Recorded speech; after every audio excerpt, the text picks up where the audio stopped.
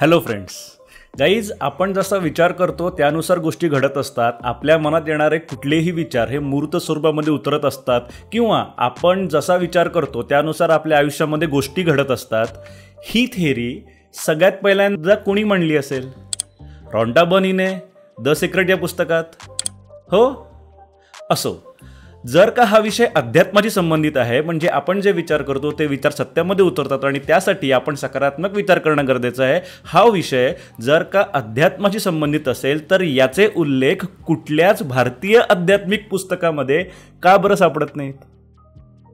Okay, सकारात्मक विचार करून सुद्धा अनेकांच्या आयुष्यामध्ये सकारात्मक गोष्टी का घडत नाहीत?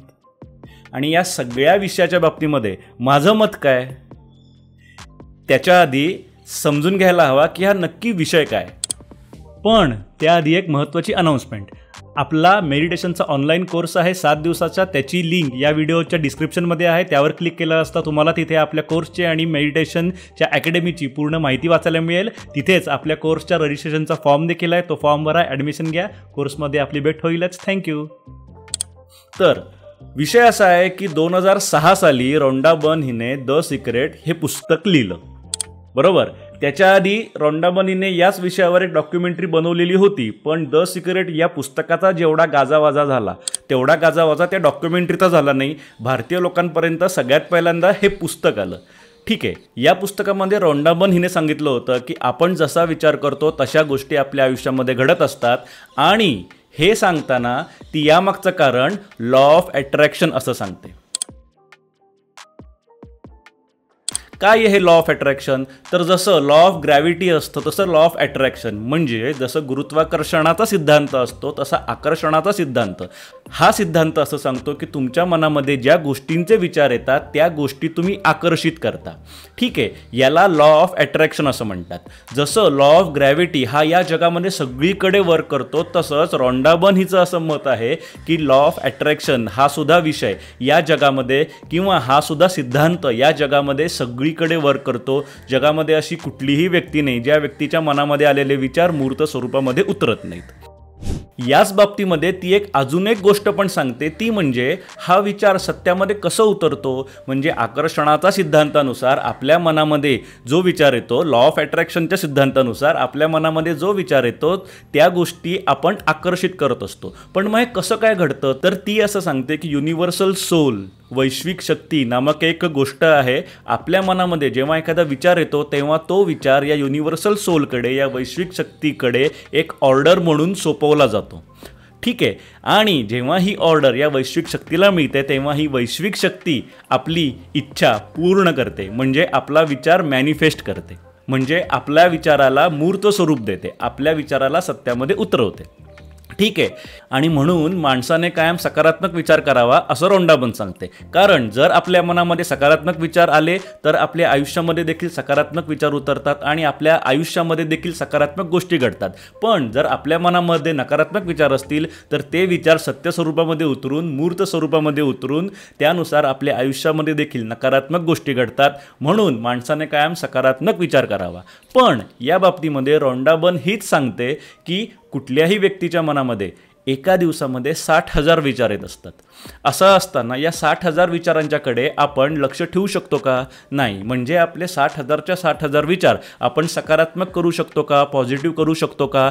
तर नाही. मग यावर उपाय काय? उपाय देखील रॉन्डा बर्नच सांगते. तिचं असं म्हणणं आहे की आपण जेव्हा विचार करतो तेव्हा आपल्या विचारांच्यानुसार आपल्या मनामध्ये भावना निर्माण होत असतात. जर आपल्या मनामध्ये सकारात्मक विचार असतील तर त्यानुसार आपल्या मनामध्ये सकारात्मक भावना निर्माण होतात आणि त्याचबरोबर त्याचनुसार आपल्या मनामध्ये जर का नकारात्मक विचार असतील तर त्यानुसार आपल्या मनामध्ये नकारात्मक भावना देखील निर्माण होतात, बरोबर. सो त्यामुळे रॉन्डा बर्न असं म्हणते की तुम्हाला तुमच्या विचारांवर लक्ष ठेवायची आवश्यकता नाही, तर तुम्ही तुमच्या भावनांवर लक्ष ठेवा. तुम्हाला जर का छान वाटतंय याचा अर्थ असा होतो की तुमच्या मनामध्ये सकारात्मक विचार येत आहेत. तुमच्या मनामध्ये आत्ता एखादी पॉझिटिव्ह भावना आहे, तुमच्या मनामध्ये आत्ता आत्ता एखादी सकारात्मक भावना आहे तर समजून घ्या की तुमच्या मनामध्ये सकारात्मक विचार येत आहेत. पण जर तुमच्या मनामध्ये नकारात्मक भावना निर्माण झालेली असेल किंवा तुम्हाला आत्ता छान वाटत नाही आहे असं जर का तुम्हाला वाटत असेल तर समजून घ्या की तुमच्या मनामध्ये नकारात्मक विचार आलेले आहेत, जे विचार तुम्हाला बदलणं गरजेचं आहे. थोडक्यात इथे रॉन्डाबर्न उपाय फक्त एकच सांगते की आपल्याला 60,000 विचारांवर लक्ष ठेवायची आवश्यकता नाही, आपल्याला फक्त आपल्या भावनांवर लक्ष ठेवायचं आहे. मेक शुअर की तुम्हाला छान वाटत राहील, तुमच्या मनामध्ये चांगल्या किंवा सकारात्मक भावना येत राहतील. द सिक्रेट या पुस्तकातून जेव्हा रॉन्डा बर्न हिने ही सगळी थिअरी मांडली तेव्हा या पुस्तकाचा गाजावाजा खूप झाला आणि गेली 20 वर्ष म्हणजे 2006 साली हे पुस्तक जर का आलं असेल तर आजपर्यंत म्हणजे जवळजवळ 19 ते 20 वर्ष झाले हा विषय अजूनही ट्रेंडमध्ये आहे. ठीक आहे. आणि त्यामुळे या पुस्तकाच्या मार्फत 3 महत्त्वाचे शब्द किंवा 3 महत्त्वाच्या कन्सेप्ट्स अध्यात्मामध्ये एंटर झाल्या. त्या कन्सेप्ट्स म्हणजे लॉ ऑफ अट्रॅक्शन, मॅनिफेस्टेशन आणि अफर्मेशन. लॉ ऑफ अट्रॅक्शन म्हणजे काय ते आपण आत्ता समजून घेतलं. मॅनिफेस्टेशन म्हणजे काय तर आपल्या मनामध्ये आलेले विचार लॉ ऑफ अट्रॅक्शनच्या सिद्धांतानुसार जेव्हा मूर्त स्वरूपामध्ये उतरतात तेव्हा त्या मूर्त स्वरूपामध्ये उतरण्याला मॅनिफेस्टेशन असं म्हणलं जातं. म्हणजे मी एखादा विचार केला आणि तो विचार मॅनिफेस्ट झाला. सो मी जो विचार करतो तो विचार जेव्हा सत्यामध्ये उतरतो, जेव्हा माझ्या मनातली इच्छा एखादी पूर्ण होते तेव्हा त्याला तो विचार मॅनिफेस्ट झाला असं म्हणलं जातं.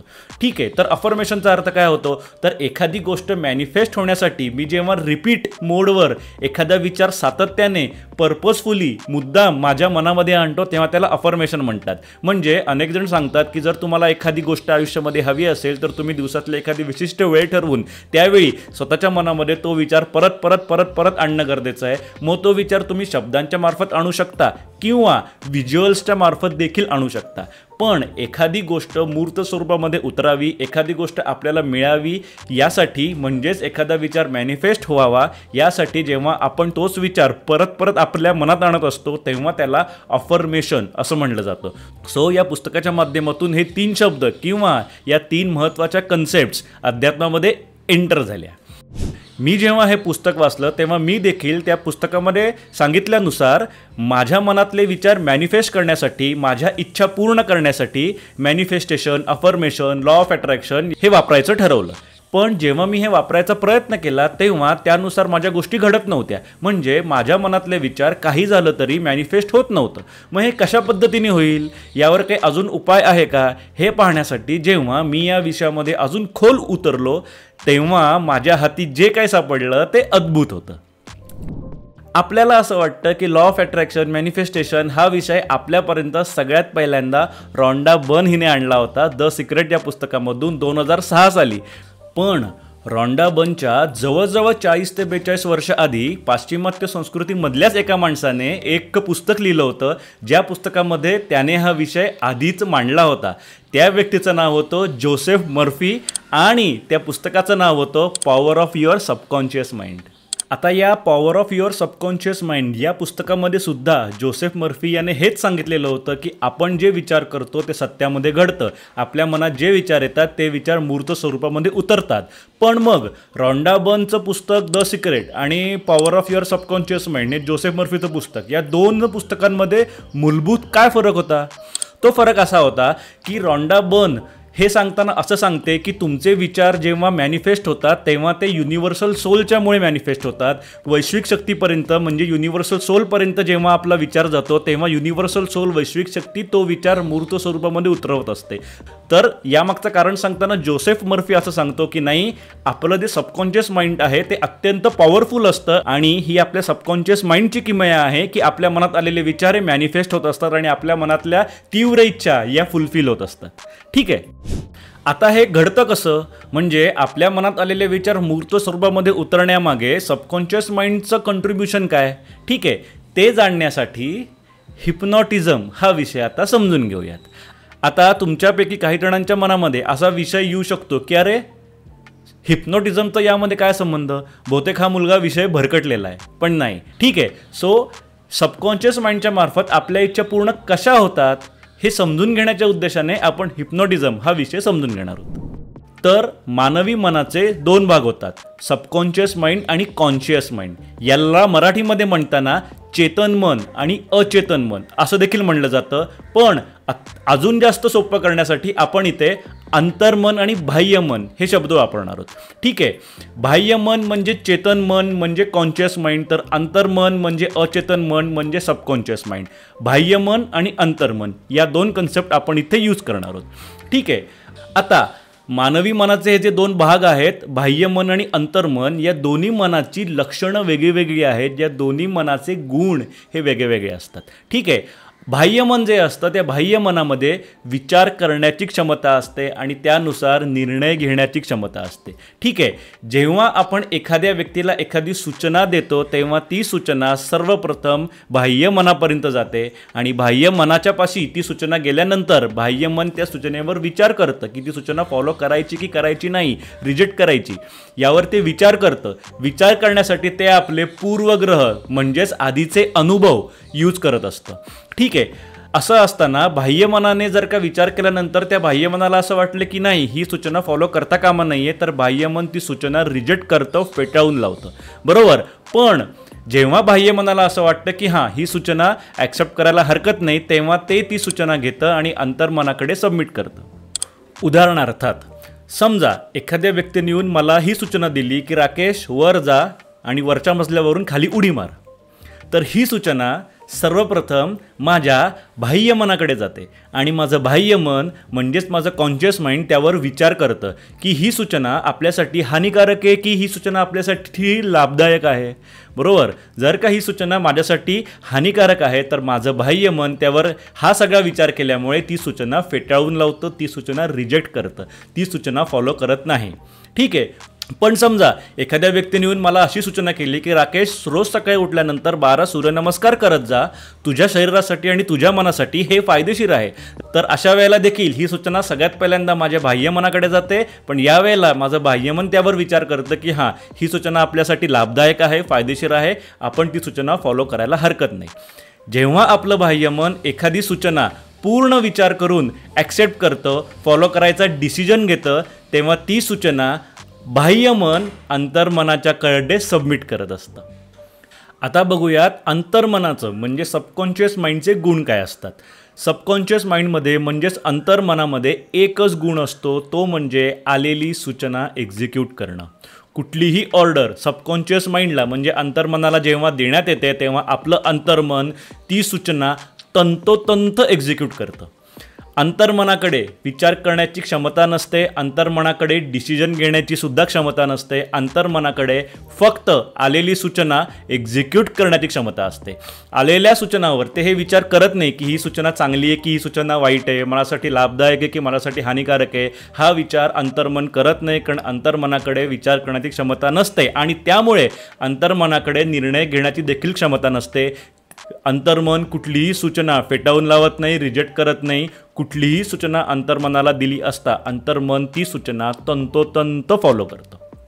ठीक आहे, आणि आता इथे जोसेफ मर्फी असं सांगतो की अंतर्मन हे अत्यंत पॉवरफुल आहे आणि त्या अंतर्मनामध्ये कुठलीही जगाच्या पाठीवरची कुठलीही सूचना त्या अंतर्मनापर्यंत जर का गेली तर ती सूचना एक्झिक्यूट केल्याशिवाय राहत नाही. इतकी ताकद आपल्या अंतर्मनामध्ये असते. आपल्या अंतर्मनामध्ये फक्त आपल्या शरीराला कंट्रोल करण्याची किंवा मनाला कंट्रोल करण्याची ताकद नसते, तर आपल्या आयुष्यामध्ये काय घडेल काय नाही हे ठरवण्याची सुद्धा किंवा ते एक्झिक्यूट करण्याची देखील ताकद अंतर्मनाकडे असते. फक्त आपल्या आयुष्यामध्ये काय घडायला हवं हे त्या अंतर्मनाला कोणीतरी सूचना देणं गरजेचं आहे. कोणीतरी म्हणजे बाह्यमनाने. बरोबर, आता यामध्ये ज्ञानबाची मेख अशी आहे की हे जे बाह्यमन असतं हे जेव्हा विचार करतं तेव्हा ते काही पूर्वग्रहांनुसार विचार करतं, आधीच्या अनुभवांनुसार विचार करत असतं. बरोबर, त्यामुळे बऱ्याच वेळेला आपलं बाह्यमन त्याला दिलेली चांगली सूचना, लाभदायक सूचना, पॉझिटिव्ह सूचना सुद्धा रिजेक्ट करतं. उदाहरणार्थ समजा मी वर्षानुवर्ष आजारी असेन आणि असं असताना मी अनेक डॉक्टर करून झालेले आहे, अनेक उपाय करून झाले, उपचार करून झाले, भरपूर पैसा खर्च करून झाला आहे, पण काही करून माझा तो विशिष्ट आजार इतके वर्ष होऊन देखील बरा होत नाही आहे. असं असताना जेव्हा एखादी व्यक्ती मला येऊन सांगते की राकेश माझ्या माहितीमध्ये एक जण आहेत, ते स्वतः डॉक्टर आहेत आणि त्यांनी असे अनेक आजार बरे केलेले आहेत, तू त्यांच्याकडे जाऊन ये. अशा वेळेला ही सूचना जेव्हा माझ्या बाह्यमनाकडे जाते तेव्हा माझं बाह्यमन त्यावर विचार करतं की इतके वर्ष मी ह्या आजार बरा करण्यासाठी अनेक डॉक्टरांच्याकडे जाऊन आलो, अनेक वैद्यांकडे जाऊन आलो, अनेक उपाय केले, उपचार केले, भरपूर पैसा खर्च केला, इतकं करून देखील माझा हा आजार बरा होत नाही आहे. असं असताना हा माणूस मला सांगतोय की अजून एक कोणीतरी आहे डॉक्टर, त्या डॉक्टरच्याकडे जाऊन ये, माझा आजार बरा होईल. ठीक आहे, कदाचित त्या व्यक्तीला बरं वाटावं म्हणून मी त्या व्यक्तीच्या तोंडावर जातो म्हणून सांगेन सुद्धा, आणि मी जाणारच नाही. किंवा कदाचित मी त्या डॉक्टरकडे जाईन सुद्धा, पण माझ्या मनामध्ये काय होणार याचा फायदा? असं असल्यामुळे मला त्या उपचाराचा फायदा होणार नाही. म्हणजे काय, तर आपल्या बाह्यमनाला एक सूचना देण्यात आली होती, पण पूर्वग्रहांनुसार आपल्या बाह्यमनाने ती सूचना फेटाळून लावली, ती सूचना रिजेक्ट केली, जी सूचना आपल्यासाठी फायदेशीर होती. अशा अनेक सूचना असतात ज्या आपल्यासाठी फायदेशीर असतात, पण आपलं बाह्यमन ती सूचना फेटाळून लावतं. अशा वेळेला काय करायचं? कारण काही सूचना अशा असतात ज्या सूचना अंतर्मनापर्यंत जाणं गरजेचं आहे, कारण सूचनेला एक्झिक्यूट करण्याचं काम हे फक्त आणि फक्त अंतर्मन करत असतं, जे कुठलीही सूचना एक्झिक्यूट करण्याची ताकद असते. बरोबर.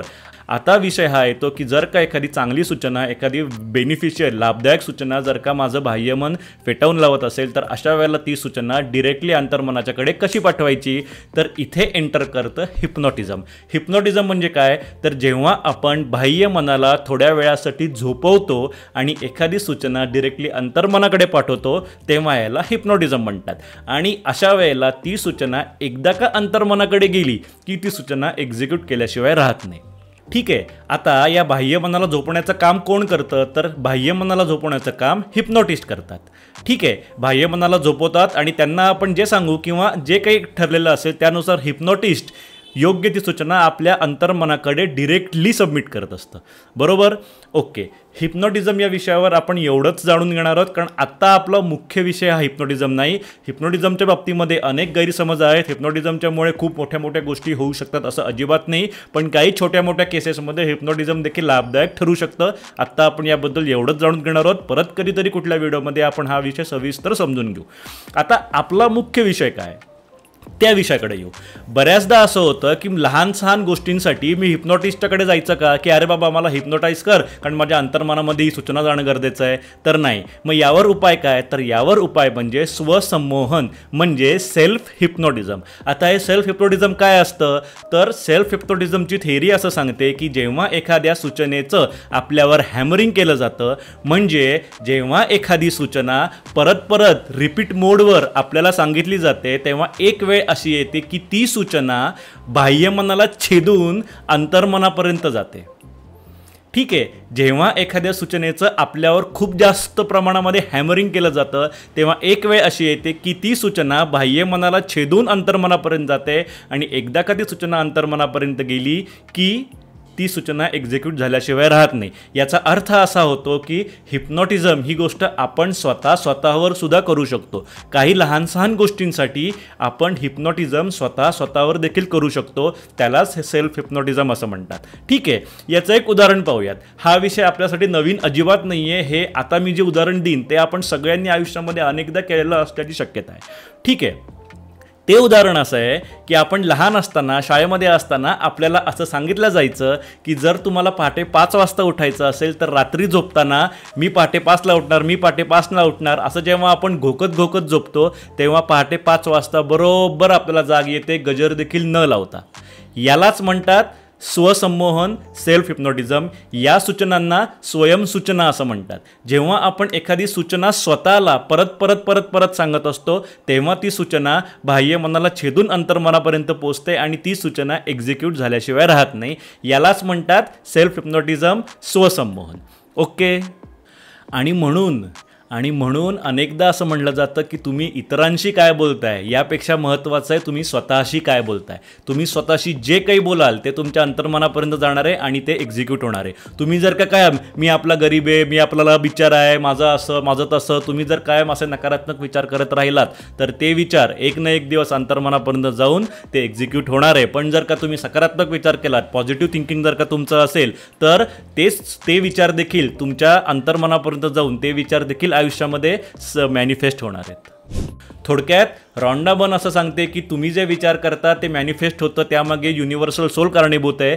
तर जोसेफ मर्फी असं सांगतो की तुम्ही जे विचार करता ते रिअल लाईफमध्ये मॅनिफेस्ट होतात, त्याला तुमचंच सबकॉन्शियस माइंड कारणीभूत आहे. कारण आपल्या सबकॉन्शियस माइंडमध्ये इतकी ताकद असते की ते कुठल्याही प्रकारची सूचना एक्झिक्यूट करू शकतं. या दोन्हीमध्ये अजून एक महत्त्वाचा फरक आहे. तो फरक सांगणं गरजेचं आहे. तो फरक म्हणजे जेव्हा एखादा विचार मॅनिफेस्ट होण्याच्या उद्देशाने परत परत म्हणजे रिपीट मोडवर स्वतःला सांगितला जातो, त्या विचाराचं स्वतःवर हॅमरिंग केलं जातं, तेव्हा त्याला Rhonda burn, law of attraction याच्या भाषेमध्ये बोलताना अफर्मेशन हा शब्द वापरला जातो. तर जोसेफ मर्फी, सबकॉन्शियस माइंड या भाषेमध्ये बोलताना त्याच्यासाठी स्वयंसूचना किंवा सेल्फ ऑर्डर्स हा शब्द वापरला जातो. पण अजूनही मूळ जो प्रश्न होता तो प्रश्न अनुत्तरितच आहे. म्हणजे मी या विषयामध्ये खोल का उतरलो होतो, तर कितीही पॉझिटिव्ह विचार केला, कितीही अफर्मेशन केलं तरीसुद्धा मनातले विचार मॅनिफेस्ट होत नाही आहेत. कितीही पॉझिटिव्ह थिंकिंग केलं तरीसुद्धा मनातले विचार मॅनिफेस्ट होऊन म्हणजेच आयुष्यामध्ये पॉझिटिव्ह घडणं गरजेचं आहे, बरोबर. पण कितीही विचार केलं तरीसुद्धा हे घडत नाही आहे. यावर उपाय काय? यावर उपाय काय केलं म्हणजे हे होईल हे शोधण्यासाठी मी अजून जेव्हा खोलामध्ये घुसलो तेव्हा मी डिरेक्टली भारतामध्ये येऊन लँड झालो. ठीक आहे, म्हणजे काय तर माझा अभ्यास मला घेऊन भारतामध्ये आला आणि जेव्हा मी भारतामध्ये आलो तेव्हा मला या सगळ्याचे भारतीय अध्यात्मामध्ये, भारतीय पुस्तकांमध्ये उल्लेख सापडले. जेव्हा आपण law of attraction, manifestation, affirmation, Rhonda Byrne, the secret या विषयाच्या अनुषंगाने भारतीय अध्यात्मामध्ये किंवा भारतातल्या पुस्तकांमध्ये उल्लेख शोधायचा प्रयत्न करतो तेव्हा कदाचित ते सापडत नाहीत. पण जेव्हा आपण जोसेफ मर्फी, सबकॉन्शियस माइंड, स्वसंमोहन, स्वयंसूचना या गोष्टीच्या माध्यमातून, या विषयाच्या माध्यमातून जेव्हा आपण भारतामध्ये शोधतो तेव्हा आपल्याला भारतीय पुस्तकांमध्ये उल्लेख सापडतात. केवळ भारतीय पुस्तकांमध्ये नाही तर चक्क महाराष्ट्रीय पुस्तकांमध्ये, मराठी भाषेत मराठी लेखकाने लिहिलेल्या पुस्तकांमध्ये याचे उल्लेख आहेत. तो लेखक म्हणजे ल भागवत. ज्या काळामध्ये जोसेफ मर्फी यांनी त्यांचं पुस्तक लिहिलं होतं त्याच काळाच्या आसपास भारतामध्ये, महाराष्ट्रामध्ये ल भागवत यांनी देखील स्वयंसूचना आणि स्वसंमोहन या विषयावर पुस्तकं लिहिली होती. ती पुस्तकं म्हणजे ही. या पुस्तकांची नावं आहेत मोहिनी विद्या, साधना व सिद्धी आणि मनाची अगाध शक्ती व स्वयंसूचना. गाईज, आणि यातलं आता तुम्ही या पुस्तकांच्या मुखपृष्ठावर जाऊ नका. हे जे पुस्तक आहे मोहिनी विद्या, साधना व सिद्धी या पुस्तकाचे हिंदीमध्ये देखील अनुवाद आहेत. ठीक आहे. ही जी 2 पुस्तकं आहेत यामध्ये जर तुम्ही पाहिलं तर स्वयंसूचना, मनाची अगाध शक्ती व स्वयंसूचना आणि मोहिनी विद्या व साधना व सिद्धी, ठीक आहे, या दोन्ही पुस्तकांमध्ये ल भागवत हे सबकॉन्शियस माइंड किंवा स्वयंसूचना हा सगळा विषय एक्सप्लेन करतात. आणि याच पुस्तकांमध्ये किंवा या व्यतिरिक्त अजून पण काही पुस्तकं आहेत, त्या पुस्तकांमध्ये माझं मूळ जो काही प्रश्न होता त्या प्रश्नाचं मला उत्तर सापडलं. आता यामध्ये मुख्य गंमत अशी आहे की हे जे दोन्ही विषय आहेत की बाबा सबकॉन्शियस माइंड हा विषय असेल किंवा लॉ ऑफ अट्रॅक्शन हा विषय असेल, या दोन्ही माध्यमातून तुम्हाला हवं ते मॅनिफेस्ट होतं. ठीक आहे, पण हे दोन्ही एक्सप्लेन करण्याची पद्धतसुद्धा वेगळी आहे किंवा हे दोन्ही कशा पद्धतीने घडतं. जे मी म्हणत होतो की बाबा कितीही विचार केला तरी घडत नाही, मग का घडत नाही हे एक्सप्लेन करण्याची दोन्ही पद्धत देखील वेगळी आहे. ठीक आहे. सगळ्यात पहिल्यांदा पाहूयात की Rhonda Byrne, the secret, law of attraction, manifestation या विषयामध्ये काय गंमत घडते ते. ठीक आहे. आता होतं असं की लॉ ऑफ अट्रॅक्शनमध्ये किंवा द सिक्रेटमध्ये रॉन्डा बर्न असं सांगते की कुठल्याही माणसाच्या मनामध्ये एका दिवसामध्ये 60,000 विचार येतात. पण रॉन्डा बर्न त्यात हे नाही सांगत की त्या 60,000 विचारांच्या पैकी फक्त 20% विचार माणूस कॉन्शियसली करत असतो आणि उरलेले 80% विचार माणूस स्वतःच्याही नकळत करत असतो. 80% विचार आपल्या मनामध्ये येऊन गेलेलं आपल्याला कळत पण नाही, बरोबर. 80% विचार आपल्या स्वतःच्याही नकळत आपल्या मनामध्ये येत असतात. फक्त 20% विचार आपण मुद्दाम किंवा कॉन्शियसली करत असतो. असं असताना जेव्हा आपण म्हणतो की मी आजपासून पॉझिटिव्ह थिंकिंग करणार, मी अफर्मेशन करणार, तेव्हा फक्त हे 20% विचारच पॉझिटिव्ह होतात. ठीक आहे. जर उरलेल्या 80% विचारांमध्ये जर का नकारात्मक विचारांची मेजॉरिटी असेल तर, नकारात्मक विचारांची क्वांटिटी त्या 80% विचारांच्या मध्ये जास्त असेल तर तुम्ही कितीही कॉन्शियसली पॉझिटिव्ह थिंकिंग करण्याचा प्रयत्न केला तरी फक्त 20% विचारच पॉझिटिव्ह होणार आहेत. रिमेनिंग 80% थॉट्स पॉझिटिव्ह होणार नाही आहेत. मग यावर उपाय काय? तर यावर उपाय म्हणजे मेडिटेशन किंवा कुठलीही स्पिरिच्युअल प्रॅक्टिस. जेव्हा आपण कुठलीही स्पिरिच्युअल प्रॅक्टिस किंवा मेडिटेशन करतो तेव्हा आपले हे रिमेनिंग 80% थॉट्ससुद्धा पॉझिटिव्ह होतात. ठीक आहे, यालाच म्हणतात की एखाद्या व्यक्तीची पूर्ण वृत्तीच ही पॉझिटिव्ह आहे. एखादी व्यक्ती आपल्याला भेटल्यानंतर आपल्याला आपोआप पॉझिटिव्ह वाटायला जेव्हा सुरुवात होते त्यामागचं कारण हे असतं की आपण जेव्हा कुठलीही स्पिरिच्युअल प्रॅक्टिस, साधना, उपासना करतो तेव्हा आपलं पूर्ण नेचरच पॉझिटिव्ह होतं, कारण आपले रिमेनिंग 80% थॉट्ससुद्धा पॉझिटिव्ह होत असतात. याचा अर्थ असा होतो की पॉझिटिव्ह थिंकिंग हे कॉन्शियसली करून नाही होत, तुमच्या हातामध्ये नाही आहे. तुम्ही कितीही पॉझिटिव्ह थिंकिंग करण्याचा प्रयत्न करा, जर तुमचे 80% थॉट्स जर का बऱ्यापैकी पॉझिटिव्ह असतील तर तुम्हाला त्या अफर्मेशनचा फायदा होतो, नाहीतर होत नाही. मॅनिफेस्टेशनचे, अफर्मेशनचे कोर्सेस घेणारे अनेक जण आहेत, लॉ ऑफ अट्रॅक्शनचे वगैरे भरपूर जण कोर्सेस घेतात, पण सगळ्यांनाच त्या कोर्सेसचा फायदा होतो असं नाही आहे, सगळ्यांचं अफर्मेशन होतंच असं नाही आहे. पण जेव्हा तुम्ही मेडिटेशन करता किंवा कुठली स्पिरिच्युअल प्रॅक्टिस करतात तेव्हा तुमचे रिमेनिंग 80% थॉट्ससुद्धा ऑटोमॅटिकली पॉझिटिव्ह झाल्यामुळे तुमचे विचार मॅनिफेस्ट होतात. आणि त्यामुळे तुम्हाला जर का तुमचे विचार मॅनिफेस्ट करायचे असतील तर तुमच्याकडे मेडिटेशन करणं किंवा स्पिरिच्युअल प्रॅक्टिस करणं याशिवाय अजून कुठलाही विचार नाही आहे. हां, काही जणांना याचा फायदा होतो. का होतो तर त्यांच्या 80% थॉट्समध्ये ऑलरेडी पॉझिटिव्ह थॉट्सची मेजॉरिटी असते, त्यामुळे रिमेनिंग जे कॉन्शियस 20% थॉट्स आहेत ते सुद्धा जेव्हा ते कॉन्शियसली अफर्मेशनच्या माध्यमातून पॉझिटिव्ह करतात तेव्हा लाईफमध्ये पॉझिटिव्ह गोष्टी घडतात. पण एखाद्या व्यक्तीच्या 80% थॉट्समध्ये सुद्धा निगेटिव्ह थॉट्सचं मेजॉरिटी असू शकते. अशा वेळेला तुम्हाला साधना, मेडिटेशन, स्पिरिच्युअल प्रॅक्टिस याचाच फायदा होऊ शकतो. आता बघूयात जोसेफ मर्फीच्या केसमध्ये काय वेनी एक्सप्लेन केलं जातं ते. जोसेफ मर्फीच्या केसमध्ये सुद्धा असं होण्याची शक्यता असते की आपण कितीही स्वयंसूचना दिल्या तरीसुद्धा आपलं सबकॉन्शियस माइंडपर्यंत ती सूचना पोचतच नाही आहे आणि आपलं सबकॉन्शियस माइंड ती सूचना एक्झिक्यूटच करत नाही आहे. असं जोसेफ मर्फीच्या केसमध्ये सुद्धा होऊ शकतं. मग यावर उपाय काय? तर त्यासाठी जसं मी आत्ता मगाशी सांगितलं की बाबा अंतर्मन असतं, बाह्यमन असतं. एखादी सूचना आधी बाह्यमनाकडे जाते आणि मग बाह्यमन ते अंतर्मनाकडे पाठवत असतं. पण जर एखादी चांगली सूचनासुद्धा बाह्यमन फेटाळून लावत असेल तर काय, तर बाह्यमनाला झोपवलं जातं. पण त्यापेक्षा स्वसंमोहनामध्ये, सेल्फ हिप्नोटिझममध्ये म्हणजे स्वयंसूचनेमध्ये काय केलं जातं तर एखाद्या सूचनेचा स्वतःवर हॅमरिंग केलं जातं आणि ते केलं असता ती सूचना बाह्य मनाला छेदून अंतर्मनापर्यंत जाते, सबकॉन्शियस माइंडपर्यंत जाते. बरोबर. आता यामध्ये विषय असा येतो की बाह्यमन बऱ्याचदा इतकं रिजिड झालेलं असण्याची शक्यता आहे की एखाद्या सूचनेचं कितीही हॅमरिंग केलं तरीसुद्धा ती सूचना बाह्य मनाला छेदून अंतर्मनापर्यंत जाऊ शकत नाही. असं होऊ शकतं. बऱ्याच जणांचं बाह्यमन इतकं रिजिड असतं, आयुष्यामध्ये बऱ्याच गोष्टी घडलेल्या असतात, बरंच काही झालेलं असतं आणि त्यामुळे काहीही केलं तरीसुद्धा बऱ्याच वेळेला तुमचं बाह्यमन एखाद्या सूचनेला ॲक्सेप्ट करत नाही किंवा एखादी सूचना त्या बाह्यमनाला छेदून आतमध्ये जाऊ शकत नाही. अशा वेळेलासुद्धा तुम्हाला कितीही पॉझिटिव्ह थिंकिंग करा, कितीही स्वयंसूचना घ्या, त्याचा फायदा होत नाही. यावर देखील तुमच्याकडे एकच उपाय आहे आणि तो उपाय म्हणजे मेडिटेशन, साधना, स्पिरिच्युअल प्रॅक्टिसेस, उपासना, जे काही असेल ते. ठीक आहे. आणि म्हणून अल भागवत यांनीसुद्धा जर का तुम्ही हे पाहिलं असेल तरी ते साधना हा शब्द आलेला आहे. ठीक आहे, कारण साधनेशिवाय तुम्ही कितीही पॉझिटिव्ह थिंकिंग केलं तरी त्याचा फायदा होईल याची गॅरंटी नाही. बरोबर. जेव्हा तुम्ही स्पिरिच्युअल प्रॅक्टिसेस करता, मेडिटेशन करता तेव्हा तुमचं बाह्य मन थोडं सॉफ्ट होतं, थोडंसं मऊ होतं आणि त्यामुळे एखाद्या सूचनेला त्या बाह्य मनाला छेदून अंतर्मनापर्यंत जाऊन पोहोचणं हे पॉसिबल होतं. ठीक आहे. पण हे तेव्हा घडतं जेव्हा आपण स्पिरिच्युअल प्रॅक्टिसेस करत असतो, मेडिटेशन करत असतो, कारण त्याच्यामुळेच आपलं बाह्य मन हे मऊ किंवा सॉफ्ट होऊ शकतं.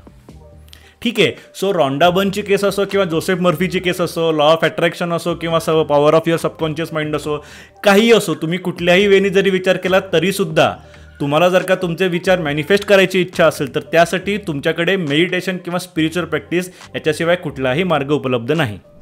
ठीक आहे. आता या सगळ्यामध्ये माझा स्टेक काय, या सगळ्यामध्ये माझं मत काय, तर मी स्वतःच्या अनुभवातून हे सांगू शकतो की हो, मी हे माझ्या लाईफमध्ये अप्लाय केलेलं आहे आणि आपले विचार मॅनिफेस्ट होतात. आपण जे विचार करतो तसंच्या तसं आपल्या आयुष्यामध्ये घडू शकतं जर तुम्ही योग्य पद्धतीने ते अप्लाय केलं तर. ठीक आहे, माझा स्वतःचा अनुभव मला हेच सांगतो की हो, माझा या दोन्हीवर पूर्ण विश्वास आहे. या दोन्हीपेक्षा मी जर कुठल्या एकाची जर का मला बाजू घ्यायची असेल तर मी सबकॉन्शियस माइंडची घेईन, जोसेफ मर्फीची घेईन, कारण त्याचे उल्लेख आपल्या भारतीय अध्यात्मामध्ये सुद्धा सापडतात आणि ते जास्त सखोल आहे, जास्त डीप आहे, जास्त सविस्तर आहे. कशा वेनी तुम्ही करणं गरजेचं आहे हे सगळं त्यांनी त्यामध्ये सांगितलेलं आहे. आणि त्यामुळे मला जर या विषयाचा अजून जास्त अभ्यास करायचा असेल तर मी सबकॉन्शियस माइंडच्या वेनी या विषयाचा अभ्यास करेन. यामागचं अजून एक कारण असं आहे की मी जेव्हा सबकॉन्शियस माइंडच्या वेनी या विषयाचा अभ्यास करतो तेव्हा मला भरपूर मटेरियल देखील अवेलेबल होतं. ठीक आहे, कारण सेल्फ हिप्नॉटिझम, स्वयंसूचना या विषयावर फक्त जोसेफ मर्फी किंवा अल भागवत नाही तर अनेकांची बुक्स अवेलेबल आहेत. पाश्चिमात्य संस्कृतीमध्ये सुद्धा आहेत, भारतीय संस्कृतीमध्ये सुद्धा आहेत, भारतीय संस्कृतीमध्ये सुद्धा आधीच्या काळातली सुद्धा आहेत, आत्ताच्या काळातली सुद्धा आहेत. सो जेव्हा माझ्याकडे अनेक प्रकारचं मटेरियल अवेलेबल असतं तेव्हा मला जास्त अभ्यास करायला मटेरियल मिळतं, खूप मी डीपमध्ये अभ्यास करू शकतो. त्यामुळे मी शक्यतो सबकॉन्शियस माइंडच्या वेनी जाऊन या विषयाचा अभ्यास करेन. थोडक्यात काय तर कुठल्याही पद्धतीने म्हणजे कुठल्याही मार्गाने आपण आपले विचार मॅनिफेस्ट करण्याचा प्रयत्न करत असू तर त्यासाठी आपल्याकडे उपाय एकच आहे, तो म्हणजे मेडिटेशन किंवा कुठलीही spiritual practice. That's it. So guys, हा होता आजचा व्हिडिओ. हा विषय तुम्हाला एक्सप्लेन करणं, तुमच्यापर्यंत आणणं हे खरं म्हणलं तर एक खूप मोठं शिवधनुष्य उचलण्यासारखं होतं. त्यावर मी असा खूप मोठं रिसर्च केलं वगैरे असं मी नाही म्हणणार, कारण गेले 18 ते 20 वर्ष अध्यात्म या विषयाचा अभ्यास करतो आहे. त्या अभ्यासामध्ये हे सगळं येतच होतं. पण नाही म्हणलं तरी हे सगळं एक्सप्लेन करायचं म्हणल्यानंतर मला एक दिवस आधी तरी सगळ्या नोट्स काढणं वगैरे गरजेचं होतं. सो फायनली मी ते केलं आणि मला स्वतःला छान वाटतं की मी हा विषय तुमच्यापर्यंत पोहोचवलेला आहे आणि मला असं वाटतं की मी चांगल्या पद्धतीने एक्सप्लेन करू शकलेलो आहे.